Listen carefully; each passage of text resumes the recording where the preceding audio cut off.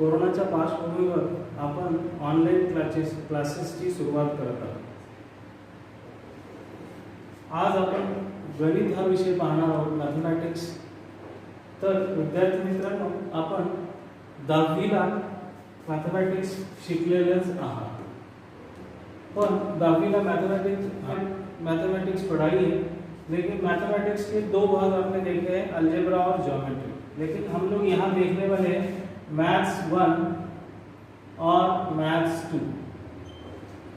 11 science में mathematics में M1 means maths 1 में 9 टॉपिक्स है, M2 में भी 9 टॉपिक्स है. टोटल 18 टॉपिक्स हम लोग ये सेमेस्टर में मतलब इस साल में कवर करने वाले हैं 11th में.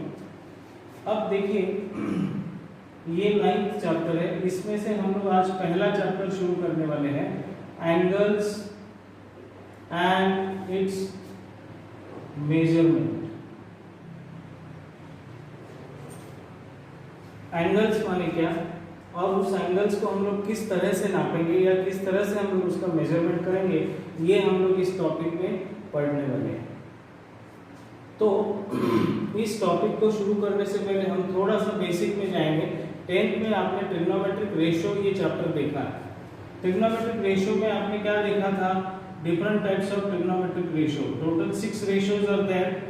ये आपने एक ट्रायंगल ड्रॉ किया था, राइट एंगल ट्रायंगल. आपने इसको नाम दिया राइट एंगल ट्रायंगल ABC, और आपने इसको थीटा माना. This is your angle. इस एंगल का अपोजिट साइड AB है, इस एंगल का एडजेसेंट साइड BC है. करेक्ट है.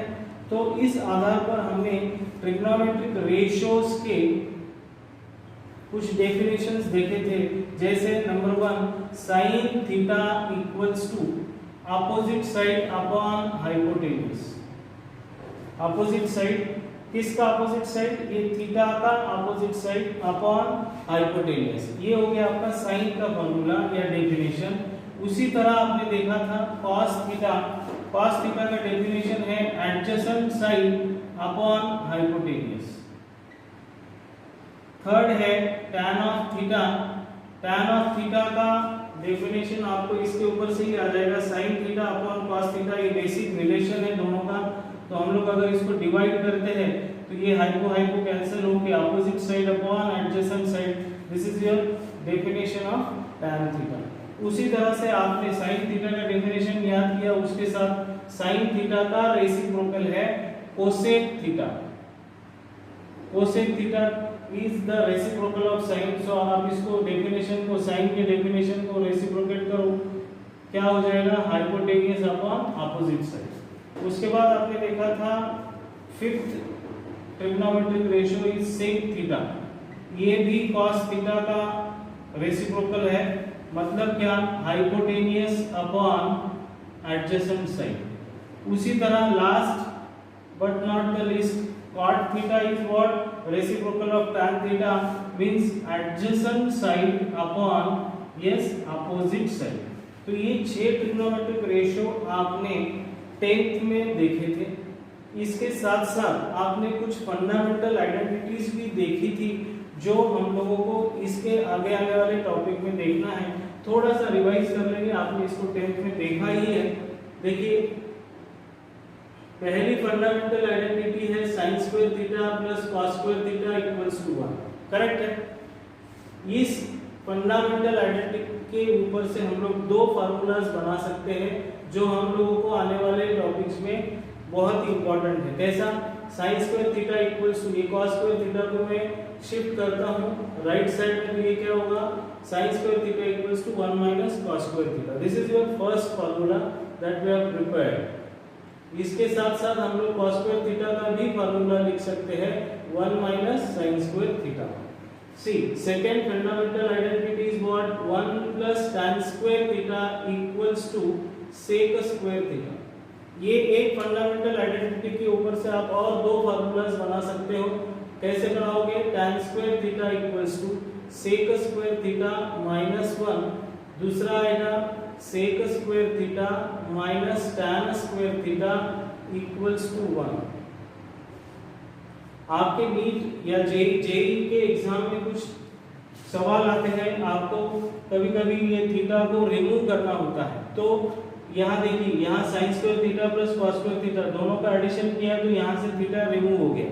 वैसे ही आपको sec square theta minus tan square theta आप करते हो तो इसकी वैल्यू आप 1 लिखते हो, मतलब यहाँ भी आपने थीटा को रिप्लेस किया। कभी कभी जेडब्ल्यू में ये सवाल आ सकते हैं। उसके साथ साथ तीसरा फंडामेंटल आइडेंटिटी है 1 plus cot square theta equals to cosec square theta. अब इसके ऊपर से भी हम लोगों ने दो फार्मूले बनाए थे, कैसे? Cot square theta equals to cosec square theta minus 1। दूसरा फार्मूला आप इसके ऊपर से बना सकते हो, cosec square theta minus cot square theta equals to 1। कभी कभी थीटा रिमूव करो ऐसा कुछ सवाल आता है तो आपको ये फंडामेंटल आइडेंटिटी आपको इस्तेमाल करके थीटा को रिप्लेस कर सकते हो। तो ये पिछले मतलब 10th क्लास में आपने ये देखा था। इसके साथ साथ आपने ये भी देखा था कि डिफरेंट वैल्यूज थीटा के अगर अलग अलग एंगल्स हैं तो उसके वैल्यूज आप किस तरीके से मतलब किस तरीके से लिख सकते हो। जैसे देखिए, थीटा की पहली वैल्यू अगर 0 है तो उसके क्या वैल्यूज होंगे? 30 डिग्री है तो क्या होगा? 45 डिग्री है तो क्या वैल्यूज होंगे? 60 डिग्री है तो क्या होगा? 90 डिग्री है तो क्या होगा? इसका एक आसान तरीका मैं आपको बताने जा रहा हूं जो आप कभी भी नहीं भूलोगे, ये गारंटी। 10th में आपने ये टेबल कैसे याद किया था ये पता नहीं, बट हम लोग आज थोड़ा सा एक मेमोरी टेक्निक के हिसाब से देखेंगे। अगर साइन थीटा की वैल्यू 0 है तो साइन 0 की क्या वैल्यू होगी? थीटा की वैल्यू 30 है तो साइन 30 की वैल्यू क्या होगी?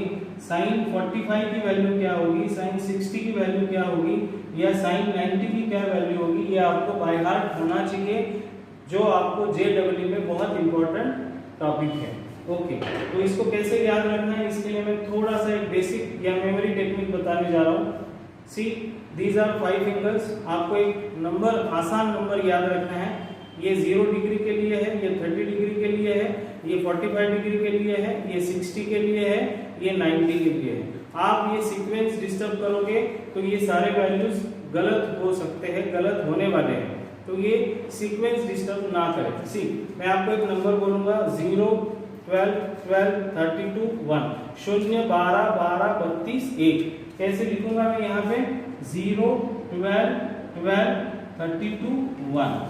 अब सबसे पहला जो ट्रिग्नोमेट्रिक रेशियो लेना है हम लोगों को वो है साइन थीटा। थीटा की वैल्यू अगर 0 है तो ये 0 के नीचे ये आपने पहला नंबर लिखा 0, तो साइन 0 का वैल्यू 0 है। साइन 30 का वैल्यू 12 को कैसा लिखोगे आप? 1/2।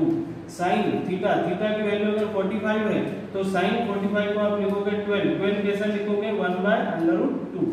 साइन थीटा अगर 60 है तो साइन 60 का वैल्यू आप कैसे लिखोगे? 32 को हम लोगों को ऐसा लिखना है √3/2। साइन 90 का वैल्यू है 1। बस ये वैल्यू अगर आपने ये नंबर अगर आसानी से याद कर लिया और ये लिख दिया आपने तो पूरे 5 ट्रिग्नोमेट्रिक रेशियो के वैल्यू आप आसानी से लिख सकते हैं।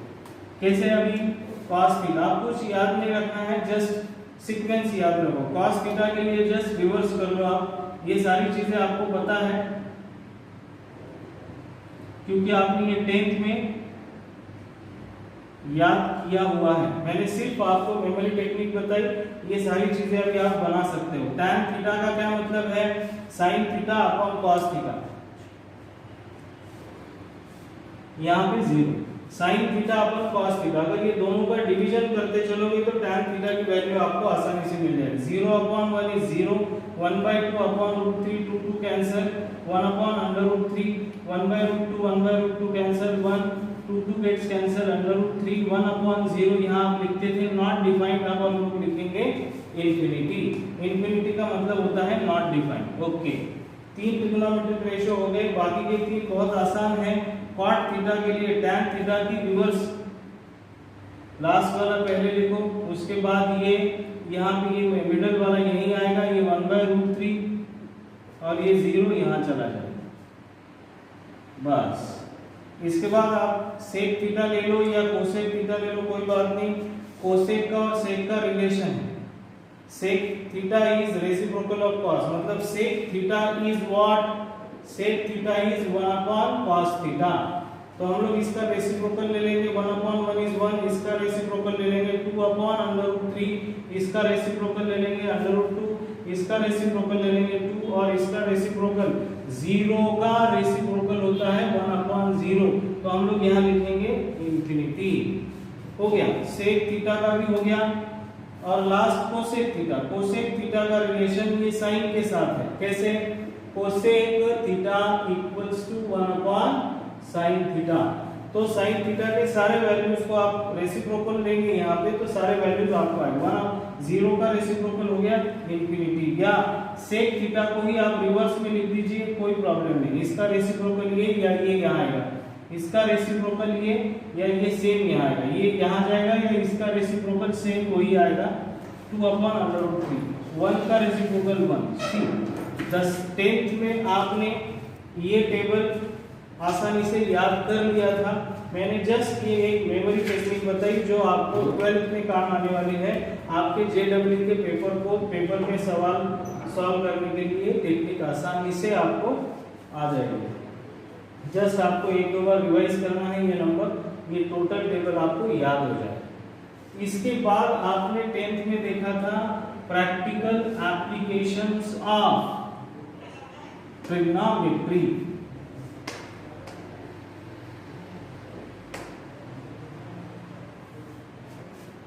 प्रैक्टिकल एप्लीकेशंस ऑफ ट्रिग्नोमेट्री का क्या मतलब है कि हम लोग ट्रिग्नोमेट्री को प्रैक्टिकल लाइफ में हम लोग कहाँ इस्तेमाल करेंगे। जैसे वहां पे रेफरेंस लाइन बताई थी, जैसा ये आय है, हम लोग ऐसा सीधा देख रहे हैं तो ये आपकी रेफरेंस लाइन हो गई।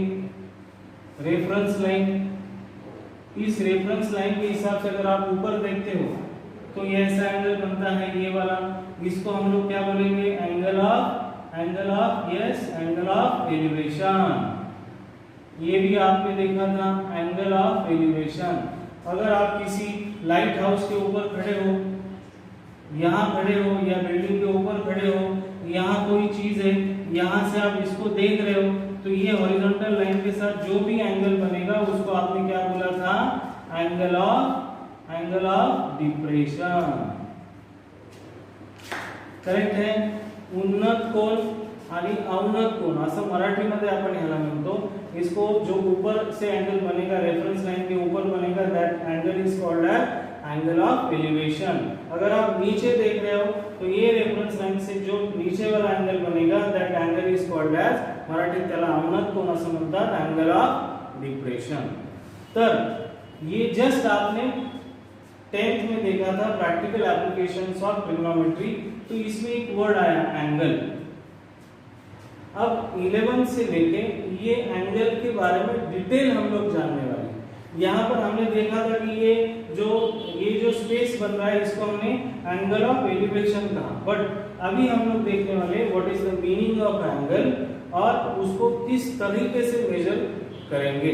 प्रैक्टिकल एप्लीकेशन में अगर आपको किसी पेड़ की हाइट नापनी है, सपोज दिस हाइट, ये हाइट नापने के लिए आप यहाँ एक आदमी और यहाँ एक आदमी यहाँ से टेप लेके जाओगे, ऐसा तो पॉसिबल है नहीं। या किसी पहाड़ की या किसी माउंटेन की आपको हाइट नापनी हो तो आपको एक ही सॉल्यूशन है उसका, ट्रिग्नोमेट्रिक रेशियो से आप उस चीज की हाइट नाप सकते हो।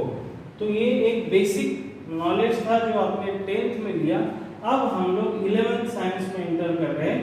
इस एंगल को डिटेल में यहाँ जानने वाले हैं, एंगल एंड इट्स मेजरमेंट। इस एंगल का क्या मतलब है, इसकी क्या डेफिनेशन है, इसके क्या टाइप्स हैं और वो सारे एंगल्स को मेजर करने के लिए हमारे पास क्या क्या सिस्टम है। 2 सिस्टम, और 2 सिस्टम को किस तरीके से हम लोग इस्तेमाल करेंगे, ये सारी चीजें हम लोग अब ये डिटेल में 11th साइंस की M1 में first topic angle and it's measurement में हम लोग पढ़ने वाले हैं। ओके।